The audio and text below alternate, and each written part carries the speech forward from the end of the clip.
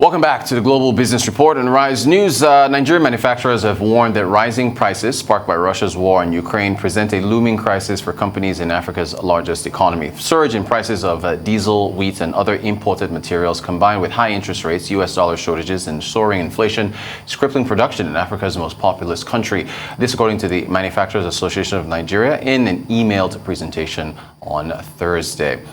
The Nigeria Economic Summit Group, a private sector-led think tank and policy advocacy group, has proposed a 10-point action plan under an integrated strategy for revenue optimization, expenditure efficiency, and public debt management. The action plan was contained in a report submitted in Abuja to the Debt Management Office under the auspices of the Debt Management Roundtable, an initiative of the NESG, and the OSIWA, the Open Society Initiative for West Africa. Joining us to discuss further is Tuoyo Iwetan, who is an analyst with Financial Derivatives Company Limited. Tuoyo, very, very welcome. As far as a fiscal position of a nation is concerned, can you define that for us? Okay. The fiscal position of a nation, is highly dependent on the expenditure as against its revenue. So, like where you have situations where your revenue is above your budgeted expenditure, then you have a surplus, right? And then where you have your expenditure more than your revenue, then you have a deficit, right? And then Nigeria has constantly been in a deficit position for well over 2 decades now, as the last time we've been in a surplus position was 1996, right? About 26 years ago. And then we also have situations where you have a balanced budget, that is your expected revenue is equal to your expected expenditure. And the last time we're in this position was 2006. So with Nigeria accounting for about 67% of regional debts of GDP respectively, does this put the country in a good or bad light when you consider its weighting in sub-Saharan Africa? Well, I mean, we like to look at that to the GDP to debt ratio, right? Our current GDP to debt ratio is about 23%, and then you mean debt to GDP ratio? Yeah, right? Debt to GDP ratio, exactly. So right now, the benchmark set for Nigeria by the government is 40%. Right. We're below that. The benchmark. Well, they raised that ceiling recently. Exactly. But then the benchmark for IMF is 55%, and ECOWAS 70%.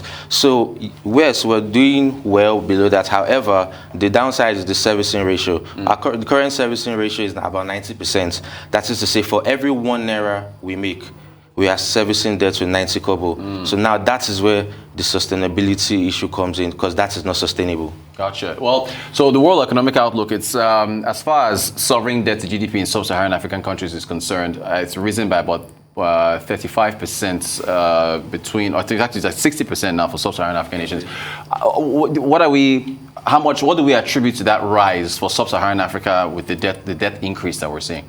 Okay, so it still has to do with the fact that most countries in the sub-Saharan Africa are operating a deficit budget. So now I would like to use an analogy to explain this. Okay. So let's say you earn about 200,000 and you drop your budget for the end of the month. That's naira, right? Yes, 200,000 naira. Okay. And then you drop your budget for the end of the month and it spans to 400,000 naira. So how are you meant to meet up this 200,000 naira difference? Right. You have to take a loan, right? Borrowings.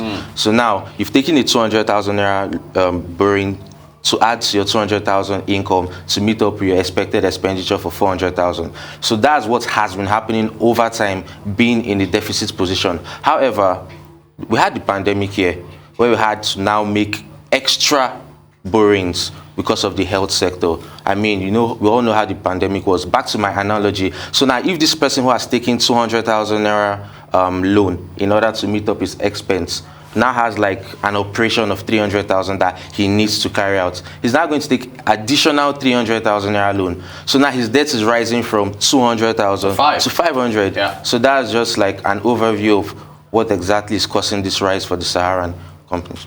As far as the Debt Management Roundtable is concerned, the report stated that debt itself is not that bad. Is what we do with it. I think it was Tuoyo Iwetan of PwC. Yes, I remember that. Can you shed more light on that? Yes, just like you said, debt itself is not bad. I mean, aside from what you're doing with it, the reason you're taking the debt. So like if you're taking debts for investment, if you're taking loans for investment purposes, right, you know that, okay, you're going to service this loan from the yields and returns.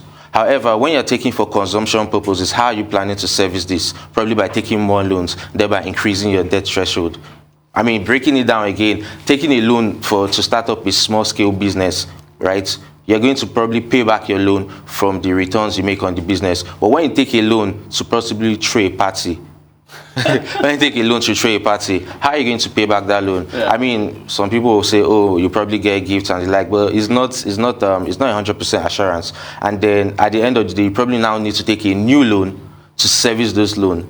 And at the end of the day, you find yourself in a cycle of paying back with a new loan, paying back with a new loan, and you wouldn't leave that cycle. So earlier you mentioned the great analogy with the gentleman who is making 200,000 a year, a month, and he suddenly has a medical emergency that costs 300, and then his liabilities are already at 400. So it was a 200 gap, another 300, 500. Would you, that emergency medical operation, within the context of sub-Saharan Africa, would COVID and the war in Ukraine, would those be examples of shocks that have caused? Yes, please. A very, very valid example bringing it to Nigeria is the fact that as at December, our budget deficit was about 6 trillion naira. But right now, we're on about 9 trillion naira. Why? Because when creating the budget in December, we didn't factor in the increase in oil prices. And I mean, we're still paying subsidy. So that hit has taken us from about 6 trillion naira deficit to about 9 trillion naira deficit. Wow. So yeah, unforeseen circumstances are a thing, and you cannot really account for that, even with the best modeling. Do you think that this reports from the Debt Management Roundtable, which is the collaboration between the OSIWA and the NESG, do you think the government will take some of the recommendations that are in that report? Well, I mean, some of the recommendations that has to do with things that are supposed to like reduce our borrowings and then reduce the deficit level. And given that we've risen from about 6 trillion to 9 trillion in the space of about 4 months, I believe that the government will want to just analyze it and then go for the policies that I feel are best favorable for the nation as a whole. You mentioned this government is actually on its way out, so there's going to be a new administration in 2023. So would this, I guess, rank as one of the top priorities that they will be facing when whoever that is comes into office? Well, I mean, at the end of the day, the goal and priority is anything that's going to be like of benefit to the nation as a whole. So like, I believe that whether there's a change of power in terms of parties and the like, the focus is just to get the economy to be in a stable position. And that's what anybody's focus will be on right now.